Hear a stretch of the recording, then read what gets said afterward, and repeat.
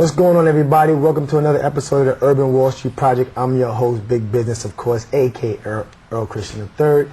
And right now we're here with my man, Anthony Hubbard. Some of y'all have seen him on the last show we did, Music Industry 101. Well, we're doing part 2 because there's a lot of new things happening in the music game. Some of y'all trying to get into the game know it's getting very difficult, definitely very competitive, and the rules are definitely changing. So we're going to talk about some new developments and something particularly new that's going on with the record companies. So just sit back, relax, get your pen and pad out because it's going to be necessary. Without further ado, I'd like to welcome back my esteemed colleague, Mr. Anthony Hubbard. Hubbard, what's good, baby? Peace, man. How you? Oh, man, blessed and favored. You know what it is? Yes, sir. Happy to do this again because let me tell you, you're in demand, brother, from the YouTube, from the UK, from the Philippines to Brussels. People want to know what you're talking about. They're watching, they're checking out the shows. I'm loving it. Thank you, everybody. But you're in demand. So a lot of people want to get into the game, and you don't have the opportunity to talk to veterans and people who are behind the scenes that know what's happening before it happens, as it's happening, and can really dispel some of those myths. So I know there's some new things that you want to talk about and enlighten the people on. So let's get right into it. Okay. Like the first thing I really wanted to talk about is like the new type of deals that are out there for people who are seeking artist deals. The type of deals that I'm talking about, they're actually called 360 or they're called big red deals, depending upon who you're talking to. 360 encompasses 360 degrees, which is a full circle, which everybody should know on another level. But basically, revenue streams for record companies are drying up. Right. You know what I'm saying? Just from the from what it is that people see out there in their everyday walk of life. Just even here in New York, one of the major retailers that we had in New York since I was a kid, Tower Records, is no longer here. Right. Everybody knows that the digital age is here, and just in regards to cell phones and MP3 players, that's where the future is in regards to the industry. Right. So basically, 360 encompasses all types of revenue that an artist can generate. For instance, publishing, also any type of revenue from acting. Right. They definitely want to become partners in touring, whether it be merchandising, profiting from that, because where the record companies, their stance is that every artist individually is a brand. Right. And they actually invest in that brand, and the building and development of that brand based upon their financial investments, that the actual brand actually has the opportunity to grow and become and basically expand to its full potential. I said big red because those of us who don't work inside the music companies prefer them as big red deals, because if you remember anything like if you remember the Five Heartbeats movie, no question, that the big label owner who actually picked up the dude and was hanging him by his ankles outside of his hotel balcony was Big Red. Right. So a lot of times people who like myself who represent artists feel like the record companies are Big Red and they're just shaking us down. No question. And before you got here, I was talking about it because someone asked me about the Big Red deal. And I said we're going to elaborate on it because I just became familiar myself. I said, but it only makes. I said you got to look at it when you see acting, because that's the one different component. As I was looking at it, I'm like, acting. Well, why not? What you just said, it's a brand. The record company says, listen, why shouldn't I capitalize and reap some of the rewards of these new things that ventures you're getting into, because now you got rappers and singers getting into movies and TV. And the record company's like, the only way or the only reason the world is checking for you, or these studios are checking for you, is because I put you on, put $2-3 million into you, you blew up, became a star, now you're a hit record maker, and now everybody want to get on with you, and now you run and leave me and start making movies. So it's like, I want to capitalize on that too, because I spent $2 million, so let me get some of that back in money too. Yeah, basically the foundation for the growth is the music. Right. And at the end of the day, if they didn't invest in the music, nothing else could come your way. Exactly. Like for instance, like wouldn't it have been great if Def Jam or even Rockefeller had that type of deal with Jay-Z when he did the Reebok deal, or when you know what I'm saying? Exactly. Like that's an example. Or in regards to this tour that he's doing with Mary J. Blige right now. Right. You know, a lot of the our well-known, more established artists, they're lucky because they actually they came along at a time where these deals weren't negotiated, and they're under terms of agreement that were negotiated for a long time ago, so they don't have to deal with that. Some of the stuff that they ask for too is like to be part manager, and just in regards to like breaking down of money. So that's the record companies. So it's part just manager. Because once again they're investing in the brand. that really bothers me because it's you know how many young brothers who come from urban settings who actually latch onto their man who actually has the talent, right? But because they know like business, and they actually latch on and they actually develop careers for themselves, right? They're actually taking that avenue away, and also just in regards to like being someone's role manager, being that there's less money to split for the artist, there's going to be less people to hire. That means there's going to be more people in the hood as opposed to what there was back in the day, you know what I'm saying? Right, when artists, entourages are getting very small. Yeah, definitely, because these companies have to, from a revenue standpoint, become part of these artists' futures and careers. I know the first type of deal that I heard that was negotiated like that was like quite a while ago. It was like maybe like 2000 or 2001, but EMI Records did it with an international artist who's actually not too well known over here, but he's internationally, he's huge. He does like Wembley Stadium,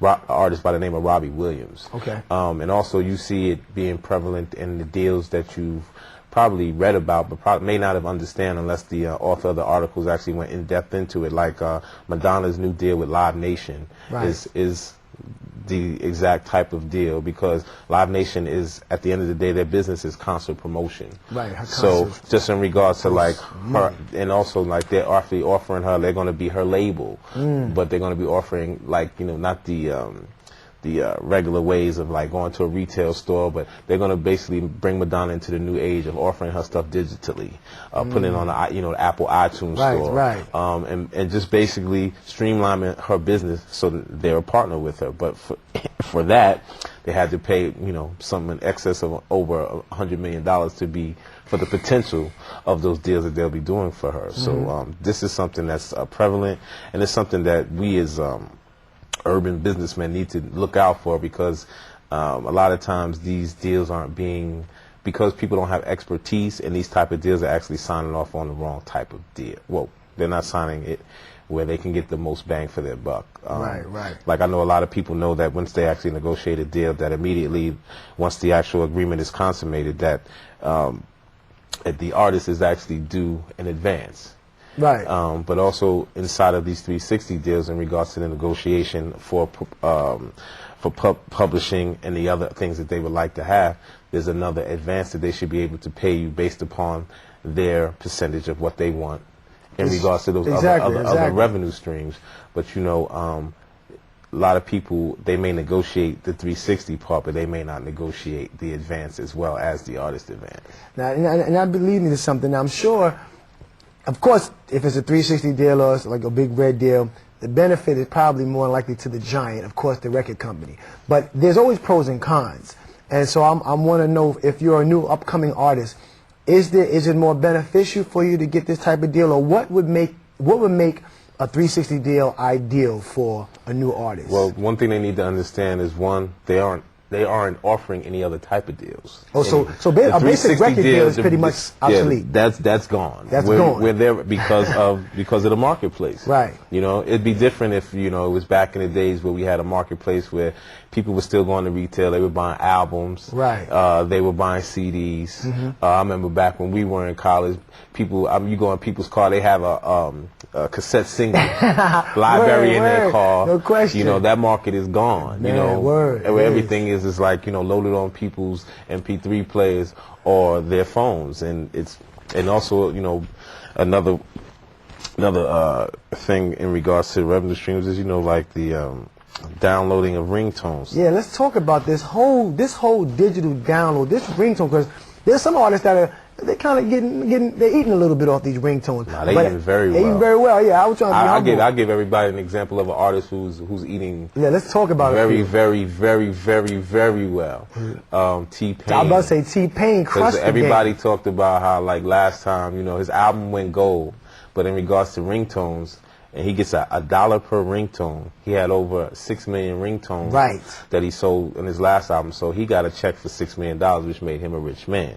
Now, if you think about just in regards to just his singles, but then you think about the singles that he actually not only produces, like Kiss Kiss for Chris Brown, it's ridiculous, and then also just the stuff that he does that he writes the hooks for, and he also gets royalties or shares of those records, because because of his input on those records. Like, for instance, #1 record, Flow Rider. Killing he did that hook. Currently, a new record that's really doing well here locally in New York, Rick Ross. Right. In which he sings the hook of that record. Right. It seems like everything that he does, not only is it well accepted, but it actually really, really sells. So when they have to come to him and cut him a check this time around, it's going to be significantly larger than $6 million.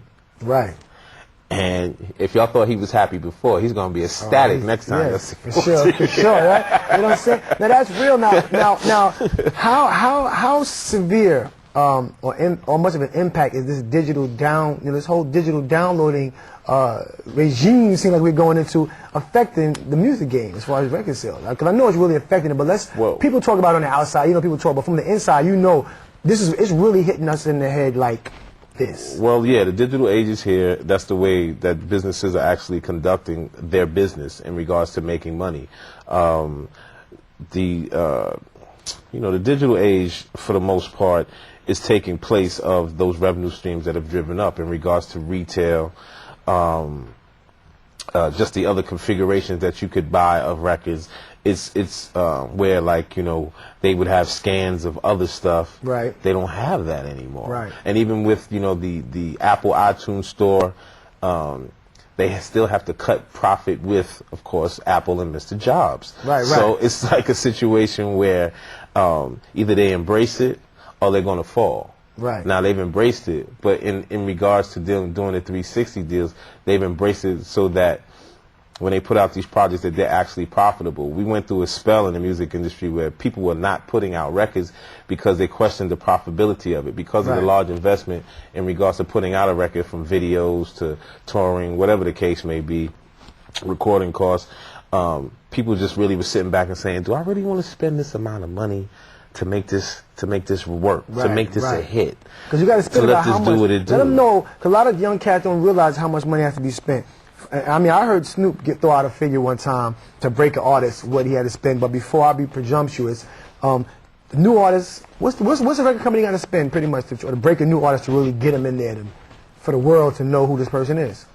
For the world to know who he is, I would say somewhere in excess of $5 million minimum. And that's probably definitely right, because about 6 years ago, Snoop was saying, I got to spend like $2 million just to break the artist. Yeah. And he wasn't really saying on a global level. I took it this, or he was just pretty much saying, just for me to let America know, my country know who you are, I got to spend $2 million just to get you out the gate. Yeah, because, you know, people take it for granted, but, you know, when you see an artist at your Hot 97s or whatever the case may be, not only is the artist there, but, you know, he has his traveling entourage, which includes road managers, dancers, people who actually perform, people who are in charge of his sound. He might have a sound man. He might even have a band, depending upon the artist. That costs money. Everybody has to travel. Everybody gets paid a daily salary in regards to when you're away from home, called a per diem, where you have to, in regards to you being able to eat outside of the market that you live in.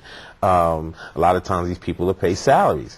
That is thrown on top of there as well. Right. There are people who work in the various departments. They're spending money on the artist's behalf, publicity, to make sure that you look a certain way. A lot of times in regards to wardrobe, people think that's just the label doing their thing. No, it's the label spending money. They got a receipt. They got an invoice that they paid the person who worked based upon that, and they have to pay that bill. And and that comes out of you. You pretty much the very company. No, I'm fronting you the money. Yeah. You got when you make a little bit of change, I want my money back. You know, a recording contract is a loan agreement between, you know, you and a record company, and it's all about, and, you know, in regards to proper accounting, it's basically about you paying that money back, them going once again and investing in you, you paying that money back, because at the end of the day, an artist is not given a check until they actually pay for all the costs, whether it be recording, whether it be traveling, marketing costs. You know what I'm saying? When people are given T-shirts, that's not the record company being nice. That's a budget that somebody broke down, and they're supposed to be given. They need a certain number of T-shirts to give away in a certain market.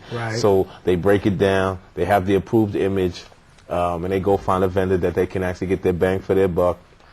Get the T-shirts distributed to their street teams nationally, and that's how you receive that T-shirt. It's all a process. I think people take that for granted, in the fact that most of the things that deal with modern day artists is a process. Nothing is by chance or luck. And I'm kind of glad you said it, because, you know, one of my questions I was going to ask, for him, but you mentioned is what is one of the big things that individuals are taking for granted, and definitely that's something that they're taking for granted. But I also want to ask, with now the advent of these new deals and record deals as of old being obsolete, you know, say they're no longer in existence that way, you got a lot of young people and cats are striving to be in the game or aspiring to be in the game, still focused on a record deal. I'm just trying to get this record deal.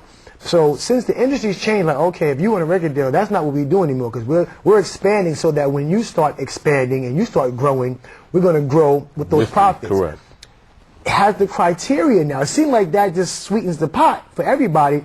But now, does an artist have to be a little bit more of than a singer? You have to be a triple or a quadruple threat now if you really want somebody to invest in you. Well, to be totally honest with you, I think that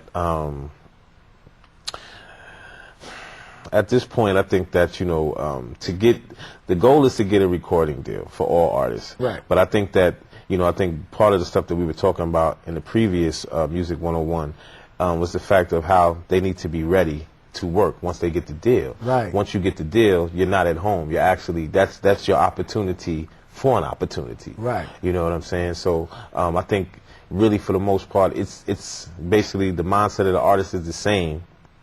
But I think they also need to make sure that the people around them are on point. On point. But I was going to say, actually know what it is that they're talking about. Like, right. I think more so than ever at any time in the music business that it's really, really important to have a good attorney. Okay. Because, you know, what you're signing on is important. What you're negotiating is important. And in regards to the parameters, excuse me, that in which to negotiate, I think it's important to have somebody who is experienced handling that situation for you. Because if you Definitely. don't, especially with these new deals, especially if it's something that they don't have experience in, you might be signing something that isn't in your betterment. And you know, and that leads me to another question. You know, so many times, you know, whether it's now or in the past, you know, you hear artists complaining to the record company, you hear them getting on the DVDs or getting on the radios, disrespecting, or, you know, whatever, the record company, or just bad-mouthing, denigrating, degrading. But my thing is this, you know, I heard 112 say, you know, if your black and white's not right, your green's not going to be right.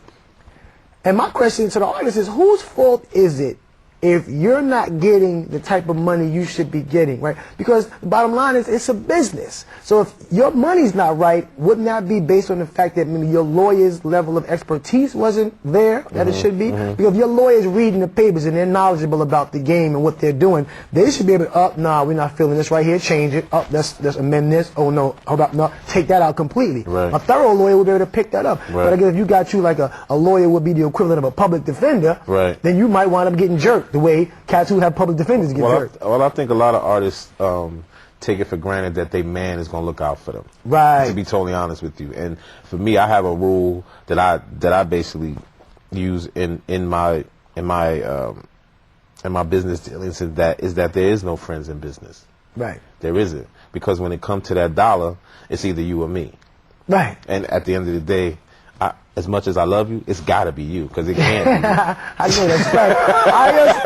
I'm happy that you said it, but people don't realize, you know, it's got to be TV, you, because like, it can't people be like, me. yo, he put me on. It's just like, it's just like a situation, like I just finished negotiating this deal for artists at Zomba. Uh-huh. The deal was with you know, a person we went to school with, Mark Pitts. Okay. And somebody who I work for. Now, me and Mark are good friends. No question. And I love Mark. He's like a brother. He's always been good and just and straight up with me in regards to this business. But at the end of the day, when it came down to negotiating, it wasn't friendly. Right. It just wasn't. And even more so than that, due to his experience in the game and my experience in the game, that's not something that was expected. Right. So it wasn't a situation where we had to be like, yo, hold up, this ain't right.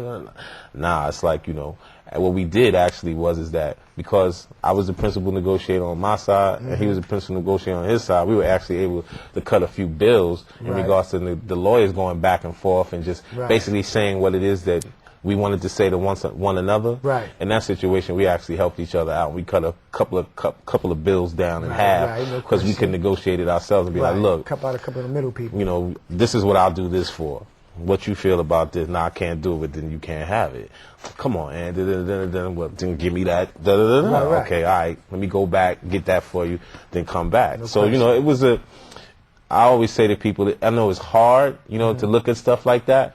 But you know, it's funny that you gave the example of 112 because I feel like in that situation, they were good friends of the person who actually furnished him the Bad Boy, Kevin Wales, right, who was the person who actually furnished him the Bad Boy in that deal.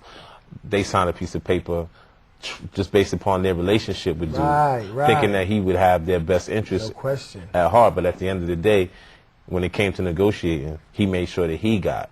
You know what I'm saying? And at the end of the day, any opportunity that would be afforded to them will be based upon their work. Now, yeah, they sold a hell of a lot of records. For sure. And they were the group, you know, at one of the great groups of that time. Yeah, definitely. Yeah, but the deals that were in place didn't allow the money to come directly to them because Kevin Wells was the furnisher, so the big check went to him. And then the check for them, for the five of them, was the four of them, was cut by Kevin Wells, not Puff. Wow. So, you know, in a lot of ways, they could sit up there and be mad at Puff all they want to. Right. But the person really to be mad at is the person who was closest to them. And that's so important. And another thing I want to say, like, when I look at it like this, when so many individuals, when Puff had Shine and that whole situation, and whoever it was, Puff and Shine, whether it's Rough Riders, DMX, whoever the case may be, I try to let people know this is a business, you know. And when things happen, people want to hold Puff, you accountable for what this cat did. And okay, I gave this person a job. Right. So I'm like, if I'm Sean Combs, I'm no more accountable for Jamal Barrow than Bill Gates is accountable for the person that works in his marketing department. Like, if his marketing goes out and does something wild on the weekend, I can't sue Bill Gates, who was out vacationing with his wife. But in this music industry, we want to attach the problem of the artist to the business owner. Well, the personality. I think in those situations, like people, you know, they know that Puff has money. Right. So at the end of the day, you know, they try to go at him or come to him because they know that he's the person who can most readily solve their problems. Right. But also they have to, just like in everything, in every business, there's a process. Right. Okay, even if Puff does say yes, you have to go to his money man and tell him what he said. So then the money man's going to go back to Puff and be like, did you say this? You know, hopefully Puff will tell him yeah. Right. You know what I'm saying? Sometimes he might not. Right. You know what I'm saying? But, you know, for that, in regards to that, it just is what it is, and I always say that basic rule that business is business. It has nothing to do with friendship. Yeah, that's very important. That's how nothing to do with friendship. Very important to distinguish the two. Business is business. Friendship is friendship, and the more you're able to separate them, keep them separate, you'll have a much better business relationship, and you'll be more inclined to maintain your friendship. You see what I'm saying? This is my friend, but this is business. You know what I'm saying? So he comes here ready to do business because that's what it's about, and you got to understand that. But when that respect is there, it can happen. But you got to be mindful. Now, I want to say something because I know a lot of people watching, and now a lot of cats are going to be hearing, of course, over the next years or couple of months as time progresses about the 360 deals. Ideally, if somebody's never heard it, we've already talked about it, we talked about a few things, but since this is where the industry is pretty much, I won't even say going, it's where it is. Right. And you can believe there's 95% of the people that probably wanted to get into the game have no idea, have never heard of it. Because I'm talking to young cats now, and they still saying things, I'm trying to get this record deal, I'm trying to get this record deal. I'm like, a record deal, first of all, just from the advent of the digital downloading situation, a record deal probably not going to be as forthcoming and as profitable as you may want it to be. So now we have a whole new situation. So how do individuals need to start preparing themselves to be able to effectively and efficiently negotiate, whether it's themselves or with their lawyers or jointly, for a 360 deal that's going to be, financially rewarding for them at the end of the day? Well, I would say just like everything in the music game, because it's constantly changing, is to always read.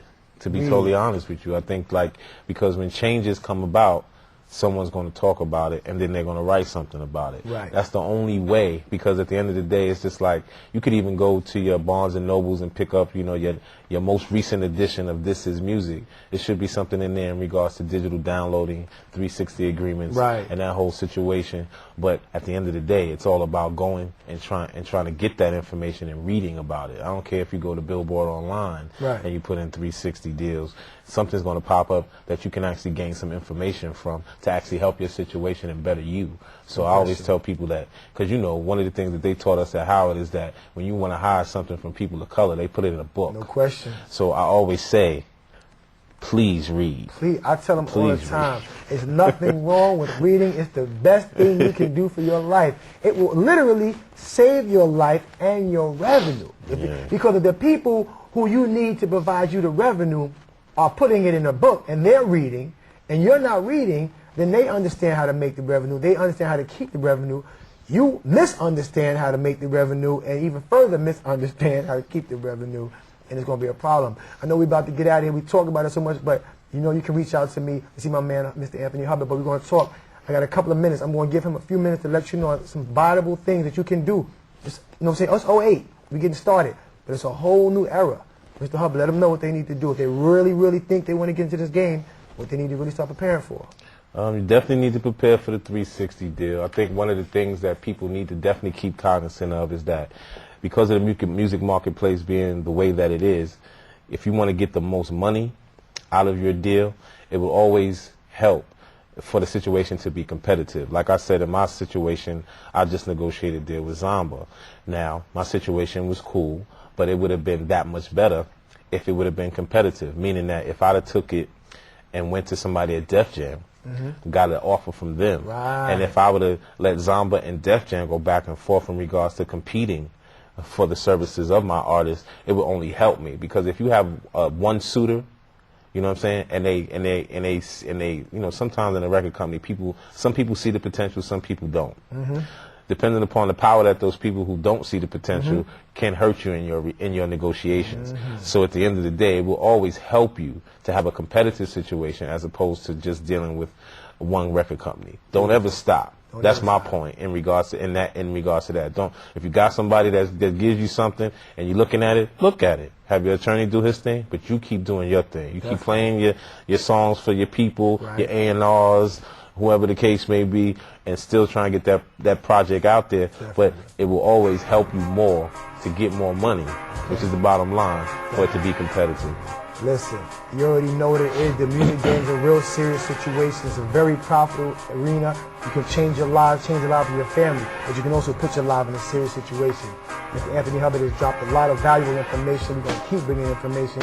You can reach out to him via his email. Don't flood him. He's a busy man, but he might try to get back to you when he can. You know what it is. Like we always say, stay mindful, stay positive, be prosperous, keep your head up. Keep watching. We're going to see you next time. Peace.